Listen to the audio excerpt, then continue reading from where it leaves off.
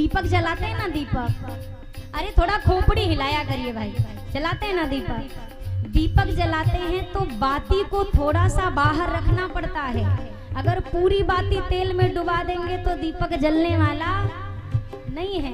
बाबा ने सोचा अगर मैं अंदर ही अंदर डूबा रहा तो बाहर प्रकाश नहीं होगा। तो अब बाबा ने अपने मन को बहिर्मुखी किया और माँ की ओर देखकर कहा, पार्वती धन्य हो आप, धन्य धन्य गिरिराज कुमारी, धन्य धन्य गिरिराज कुमारी, तुम समान नहीं को उपकारी, तुम समान नहीं को उपकारी, पूछो रघुपति कथा प्रसंगा, पूछो रघुपति कथा प्रसंगा, ये सकल लोक जग पावनी गंगा, सकल लोक जग पावनी गंगा।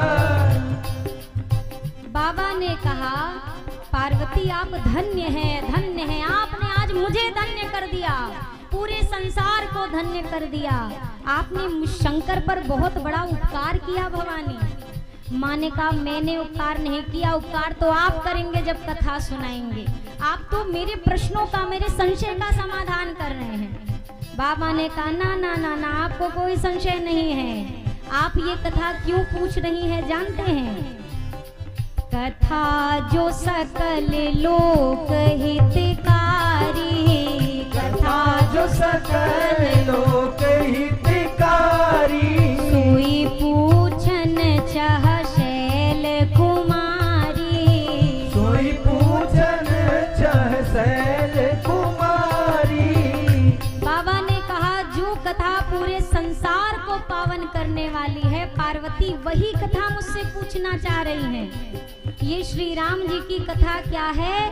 गंगा मैया है। गंगा मैया, आप यहाँ से गंगा मैया पास है कि दूर है? गंगा मैया पास है कि दूर है? थोड़ी दूर है। गंगा मैया में आप गए होंगे तो उसमें क्या है, एक गंगा वो है और एक गंगा ये है। उन गंगा तक आप चल के जाते हैं और ये गंगा आपके भीमपुरा में खुद चल के आई है। उन गंगा जी में जाएं तो आपको धन खर्च करना पड़ता है, इन गंगा जी में आने के लिए केवल मन खर्च करना पड़ता है। वो गंगा जी में जाएं तो डरते रहते हैं कहीं डूब ना जाएं, और ये गंगा जी में जब तक नहीं डूबोगे तब तक आपको आनंद आने वाला नहीं है। उस गंगा जी में कोई डूबता है तो कहता है मर गया, और इस गंगा में कोई डूब जाए तो समझो वो तर गया। ये वो श्री राम कथा रूपी गंगा है। अब बाबा ने मंगलाचरण किया है। कौन सा मंगलाचरण? देखिए, ये जो चौपाई है सबसे प्रचलित है, पर गोस्वामी जी ने सबसे पहले नहीं लिखा है। ये भगवान शिव के मुख से निकला वाक्य है। कौन सी चौपाई? सभी को गाना है मेरे साथ। मंगल भवन अमंगल हारी, मंगल भवन अमंगल हारी, द्रवहु सुदशरथ अजीर बिहारी, द्रवहु सुदशरथ अजीर बिहारी। भगवान शिव ने क्या स्तुति करी, क्या मंगलाचरण किया? मंगल को करने वाले, अमंगल को हरने वाले, दशरथ जी के आंगन में विचरण करने वाले राघवेंद्र सरकार, आप हमारे ऊपर द्रवित हो। भगवान शिव ने पुनः आगे कहा, बंदौ बाल रूप सोई राम, बंदौ बाल रूप सोई राम, सब सिद्धि सुलभ जपत जिसु नाम, सब सिद्धि सुलभ जपत जिसु नाम, सब सिद्धि सुलभ जपत जिसु नाम। जब जीवन में सत्संग शुरू होता है तो ही जीवन में मंगल होना संभव है। मंगल करता कौन है? गोस्वामी जी ने लिखा और बाबा कह रहे हैं क्या? मंगल भवन अमंगल हारी, द्रवों सो दशरथ अजिर कहें तो आंगन। किसका आंगन? दशरथ अजिर बिहारी, दशरथ जी के आंगन में विचरण करने वाले कौन से राम? बालक राम जी की बात कही। बंदौ बाल रूप सोई राम, प्रभु के बाल स्वरूप की वंदना की बाबा ने। और बाबा ने अब कहा देवी आपने प्रश्न किया कि निर्गुण और सगुण ब्रह्म अलग है। अच्छा, निर्गुण का मतलब आप समझ रहे हैं, जो कण कण व्यापी है, जिसका ना कोई रंग है, ना रूप है, ना आकार है, ना प्रकार है, वो निर्गुण ब्रह्म। और सगुण कौन? जिसका कोई रूप है, कोई नाम है, कोई एक निश्चित धाम है, वो हमारे सगुण सरकार। अच्छा, हवा का कोई रंग रूप है क्या? कूलर चल रहा है ना। मान लीजिए आपका गाड़ी, आपके गाड़ी का टायर, उससे हवा कम हो जाए तो ये कूलर की हवा से हवा चली जाएगी? अरे बोलिए, जाएगी। एक व्यक्ति के ना साइकिल पर हुई, उसकी हवा निकल गई टायर की। अब वो बेचारा जा रहा था पैदल, उसने एक गांव के व्यक्ति से पूछा, भैया यहाँ कहीं हवा मिलेगी क्या? बोला हवा तो पूरे संसार में, हवा के बिना कुछ हो सकता है क्या? हर जगह हवा ही हवा, देखो पत्ते हिल रहे हैं ना, सब हवा ही हवा। अब वो भी बेचारा सोचो कौने ज्ञानी से पाला पड़ गया, रही हवा से हमारी साइकिल थोड़ी ना चले। थोड़ा और आगे बढ़, थोड़ा आगे गया तो एक दूसरे से पूछा, भैया यहाँ कहीं हवा मिलेगी? हवा, ये उनसे भी बड़ा ज्ञानी था। बोला तुम बाहर तलाश कर रहे, तुम्हारे भीतर ही हवा है। 5 तत्वों से शरीर मिला, चित जल पावक गगन समीरा, 5वां तो हवा ही है, वही काम चलाओ। अब बताओ भीतर की हवा से टायर में हवा जाएगी क्या? अब ये थोड़ा और आगे बढ़ा, हार गया बेचारा। फिर पूछा भैया यहाँ कहीं हवा मिलेगी क्या? तीसरे व्यक्ति ने कहा भैया थोड़ा आगे जाओ, एक साइकिल की दुकान है जहां पर हवा भरने की मशीन रखी हुई है। कूलर की हवा से साइकिल नहीं चलेगी, बाहर की हवा से भी साइकिल नहीं चलेगी, जब तक वो हवा एक साकार मशीन के भीतर भर के पाइप के माध्यम से आपकी टायर से न जोड़ी जाए, तब तक आपकी साइकिल चलने वाली नहीं है। कण कण में व्यापी भगवान हैं, पर अगर मैं आपसे कहूं कण कण में व्यापी भगवान का ध्यान करिए, अरे जो साक्षात बैठे हैं इनमें तो ध्यान लगवे नहीं कर रहा है। ये साक्षात मूर्त रूप में बैठे, आंखें हैं, कान हैं, मुस्कान है, हाथ हैं, चरण हैं, इनका तो ध्यान हो ही नहीं पाता। और जिनका कोई रंग रूप आकार नहीं, हम कहे ध्यान करो, कौन ध्यान कर लेगा? कोई स्वरूप होता है, कोई नाम होता है, कोई धाम होता है, तो हमारे हृदय में प्रेम उत्पन्न होने में सहजता होती है।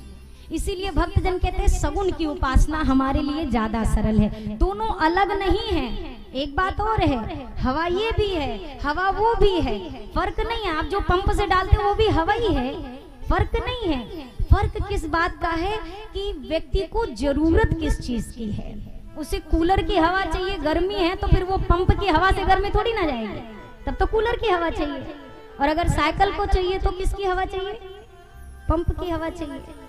जैसे मैंने चर्चा की थी, दूध से ही घी क्या होता है? बनता है। अगर दीपक जलाना है तो दूध डाल देंगे तो दीपक जल जाएगा क्या? उसके लिए क्या डालना होगा? घी डालना होगा। अच्छा, अब आपको मान लो चाय बनानी है तो घी डाल देंगे तो क्या काम चल जाएगा? उसके लिए तो आपको दूध डालना पड़ेगा। गन्ने से सारी मिठाई, मतलब पूरी चीनी ही गन्ने से तैयार होती है। लेकिन अब आप सोचो कि हम रसगुल्ले में सीधा गन्ना का ही रस डाल दें, कितने रसगुल्ले बन जाएंगे? अब आपको उसके लिए क्या चाहिए? गन्ने से नहीं काम चलेगा, आपको गन्ने से बनी हुई चीनी ही चाहिए होगी। गुड़ चाहिए मिठाई बनाने के लिए, चीनी चाहिए, सीधा गन्ना नहीं आप इस्तेमाल कर सकते। हर चीज की एक विधि है, मैंने कल भी थोड़ी चर्चा की थी। विधि, आप जब क्रमानुसार आगे बढ़ते हैं, कब किस वस्तु की आवश्यकता है। अब कोई कहे भोजन लाओ, दाल चावल ले आओ, अब दाल चावल लाने को कहे तो आप रसोई में जाओ, चावल ले आओ, दाल ले आओ और अलग से पानी ले आओ, कहे तो सब मिला जुला के खा पी लो। पेट भर जाएगा क्या? भरेगा कि खराब होगा? विधि है ना। आज बाबा ने कहा देवी भेद कुछ नहीं है, अलग नहीं हैं, एक ही हैं, पर जब जिस वस्तु की आवश्यकता, जिस रूप की आवश्यकता पड़ी, भगवान ने वही स्वरूप धारण किया। एक भजन बहुत पहले चलता था ना, कभी राम बन के कभी श्याम बन के चले आना, प्रभु जी चले आना, वो तुम राम रूप में आना। जब मैं बुलाऊं कि राम रूप में आओ तो कैसे आना प्रभु?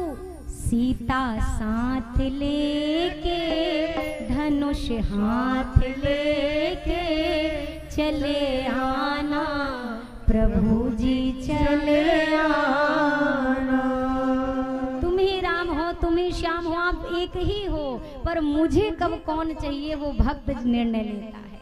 बाबा ने कहा देवी जल हिम उपल बिलग नहीं जैसे, सगुनहि अगुनहि नहीं कछु बेदा, गावई मुनि पुराण बुध वेदा, कोई फर्क नहीं, एक ही है। आपने कारण पूछे, अब मैं आपको राम जन्म के कारण बताता हूँ। जब जब होई धर्म के हानि, बाढ़हि असुर अधम अभिमानी। जब जब होई धर्म के हानि, बाढ़हि असुर अधम अभिमानी। तब तब प्रभु धरि विविध शरीरा, तब तब प्रभु धरि विविध शरीरा। हरहि कृपा निधि सजन पीरा, हरहि कृपा निधि सजन पीरा। राम जन्म के हेतु अनेका, राम जन्म के हेतु अनेका। परम विचित्र एक तेका, परम विचित्र एक तेका। जन्म एक दुई कहूँ बखानी, जन्म एक दुई कहूँ बखानी। सावधान सुनु सुमति भवानी, सावधान सुनु सुमति भवानी। द्वारपाल हरि के प्रिय दो, जय अरु विजय जानि सबको। द्वारपाल हरि के प्रिय दो, जय अरु विजय जानि सबको। विप्र श्राप ते दोनों भाई, तामस असुर देह तिन्ह पाए। विप्र शाप ते दोनों भाई, तामस असुर देह तिन्ह पाए। एक बार तिन्ह कहित लागी, धरेउ शरीर भगत अनुरागी। एक बार तिन्ह कहित लागी, धरेउ शरीर भगत अनुरागी। बाबा ने कहा जब जब होई धर्म के हानि, बाढ़हि असुर अधम अभिमानी। जब जब धर्म को करने वालों की संख्या घटने लगे, अधर्मियों की संख्या बढ़ने लगे, तब तब प्रभु धरि विविध शरीरा, तब तब भगवान विविध रूप लेकर के धरती पर, धराधाम पर आते हैं, अपने भक्तों के कष्ट को दूर करते हैं। भगवान के आने का कारण सबसे मुख्य अगर कहे, रावण को मारना अलग विषय है, कंस का उद्धार अलग विषय है, सबसे मुख्य कारण क्या है? सो केवल भगतन हित लागे, परम कृपाल प्रणत अनुरागी। भगवान के आने का एकमात्र कारण है कौन? उनके भक्तों के द्वारा की गई पुकार। जब जब जिस रूप में जो दर्शन चाहा उसे मिला है, भक्तों से अपने प्रभु का ऐसा ही सिलसिला है। तट पर किसी को राही मझधार में मिलेगा, पाना है अगर प्रभु को तो प्यार में मिलेगा। कण कण में ढूंढो पूरे संसार में मिलेगा। अरे भगवान की तो ऐसी ऐसी लीलाएं, भगवान अपने भक्तों के साथ क्रीड़ा करते हैं, खेलते हैं। बहुत पुरानी नहीं, यही 200-300 वर्षों के पूर्व की ही बात है। ऐसे तमाम भक्त हुए जिनके साथ प्रभु साक्षात प्रकट होकर खेलते थे। क्यों खेलते थे? उनका भाव उतना प्रेम उस पराकाष्ठा पर था कि ठाकुर जी उनके साथ क्रीड़ा करते थे। एक ठाकुर जी के बड़े प्यारे भक्त हुए संत श्री माधवदास जी महाराज, माधवदास जी। और कई लोग कहते हैं जगन्नाथ जी की जो रथ यात्रा निकलती है इसके पीछे भी माधवदास जी से जुड़ी एक विशेष कथा है। माधवदास जी महाराज बड़े प्रिय भक्त थे। एक दिन कन्हैया और माधवदास जी दोनों विचरण कर रहे थे जगन्नाथपुरी में। समुद्र का किनारा, मित्र भाव में थे, साथ साथ विचरण कर रहे थे। कन्हैया थोड़े से उदास नजर आए तो माधवदास जी ने पूछा, कान्हा आज बड़े उदास उदास नजर आ रहे हो, क्या बात है? कन्हैया ने कहा, देखो सब तो हो गया, राज ठाट मिल गया, सब मिल गया, पर हमको ना आज बड़ी याद आ रही है गोकुल वृंदावन ब्रज की। क्यों? बोला चोरी किए बहुत दिन हो गए। माधवदास जी ने कहा, बताओ यहाँ दुनिया तुम्हें राजा धीराज बना के बिठा के रखी है, तुम्हें चोरी करने की याद आ रही है कन्हैया? हाँ बहुत दिन हो गए, चोरी नहीं कर पाए, आज बड़ा मन कर रहा है चोरी करने का। माधवदास जी ने कहा, तो आपको कौन रोक सकता है? आप तो दुनिया से कुछ भी चुरा लो, कुछ भी दे दो, जाओ कर लो चोरी।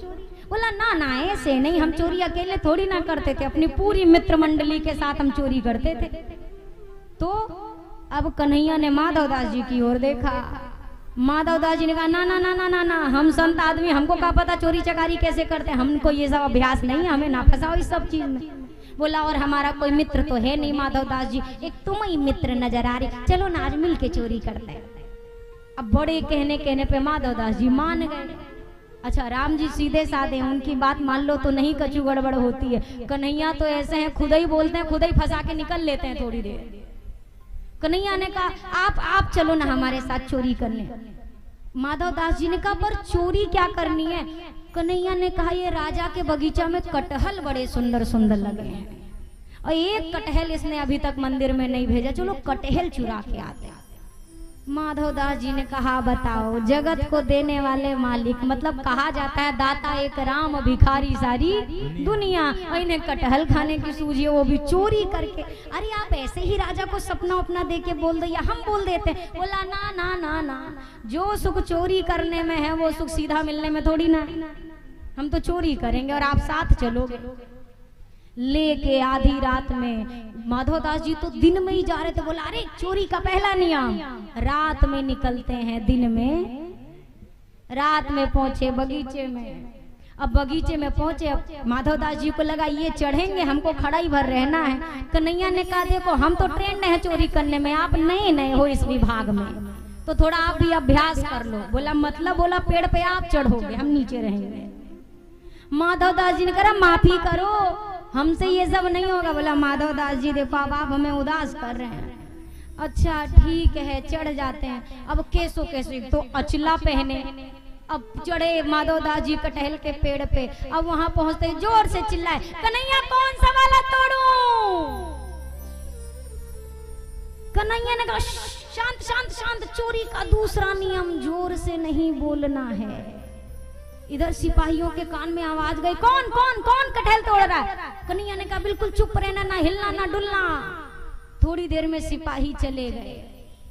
अच्छा माधवदास जी ने कहा, अच्छा ठीक है, नहीं बोलेंगे कौन सा वाला।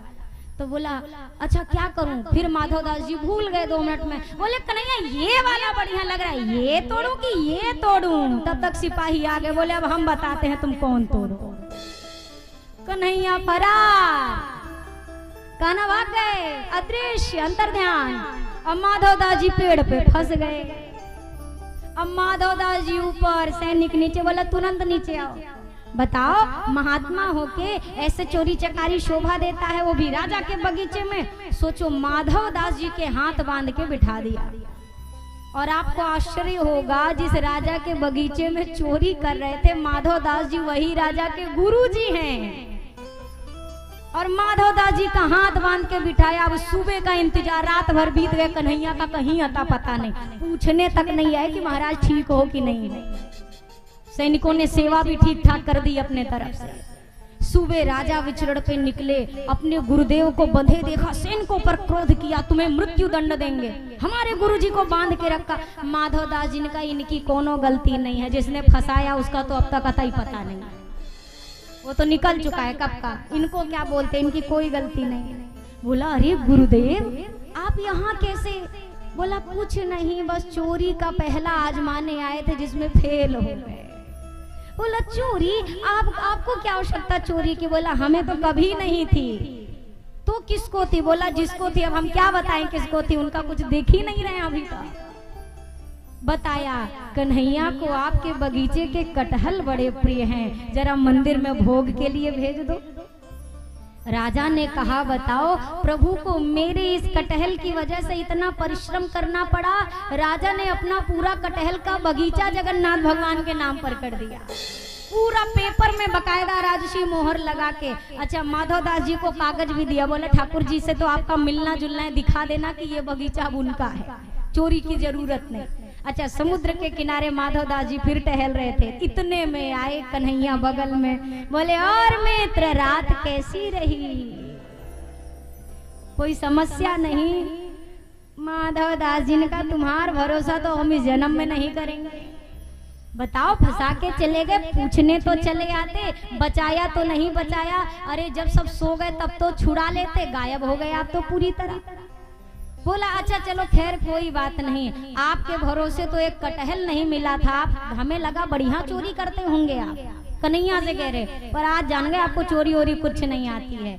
आपसे तो कन्हैया एक कटहल नहीं लिया गया, हमें देखो हम पूरा कटहल का बगीचा तुम्हारे नाम करा के लाए, ये पूरा बगीचा आपका। जब भाव हो तो भगवान खेलते भी हैं साथ में, भगवान हर वो कार्य करते हैं।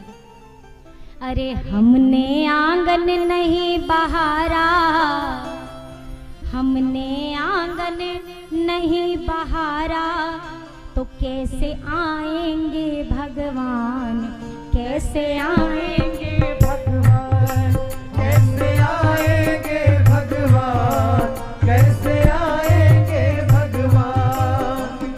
आंगन नहीं बहारा, हमने आंगन नहीं बहारा, कैसे आएंगे भगवान, कैसे आएंगे भगवान। निर्मल मन हो तो रघुराई शबरी के घर जाते, निर्मल मन हो तो रघुराई शबरी के घर जाते। श्याम सूर की बाह पकड़ते साग विदुर घर खाते, श्याम सूर की बाह पकड़ते साग विदुर घर खाते। इस पर हमने नहीं विचारा, इस पर हमने नहीं विचारा, सच्चे मन से नहीं पुकारा, सच्चे मन से नहीं पुकारा। कैसे आएंगे भगवान, कैसे आएंगे ओ कैसे आएंगे भगवान, कैसे आएंगे भगवान। कौन कहते हैं भगवान आते नहीं, कौन कहते हैं भगवान आते नहीं। अब ये आप बताएंगे, कौन कहते हैं भगवान आते नहीं, कौन? आपकी तरह अगर हम भी वही करें जो आप कर रहे हैं तो बढ़िया राम कथा हो जाएगी आपसे। अरे आप भी कहिए, सब लोग गाइए मेरे साथ।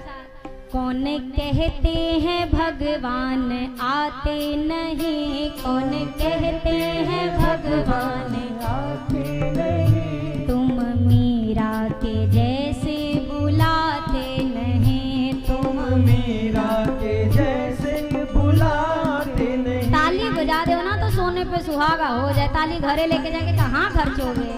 तालियों के साथ कहिए, अच्युतम केशवम कृष्ण दामोदरम, अच्युतम केशवम कृष्ण दामोदरम, राम नारायणम जानकी वल्लभम, राम नारायणम जानकी वल्लभम। ओ कौन कहते हैं भगवान खाते नहीं, कौन कहते हैं भगवान खाते नहीं, कौन कहते हैं भगवान खाते नहीं, कौन कहते हैं भगवान खाते नहीं। बेर शबरी के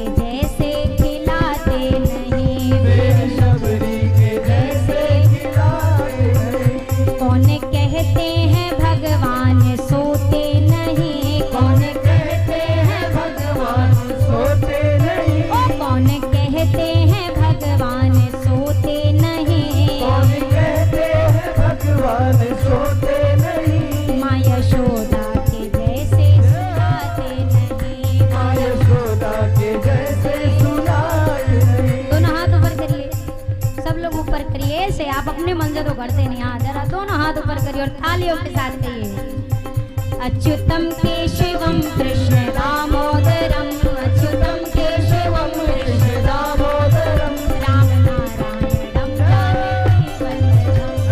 नारायणम जानकी वल्लभम राम नारायणम जानकी वल्लभम राम नारायणम जानकी वल्लभम सीताराम राम राम सीताराम राम राम सीताराम राम राम सीताराम राम राम सीताराम राम राम सीताराम राम राम सीताराम राम राम सीताराम राम राम राजा राम राम राम राजा राम राम राम राजा राम राम राम राजा राम राम राजा राम राम राम राजा राम राम राम राजा राम राम राम सीताराम राम राम सीताराम राम राम सीताराम राम राम सीताराम कौन कहते हैं भगवान आते नहीं तुम मीरा के जैसे बुलाते नहीं कौन कहते हैं भगवान खाते नहीं आप भी कहिए कौन कहते हैं भगवान खाते नहीं वीर शबरी के जैसे खिलाते नहीं हम कहते भगवान सुनते नहीं हैं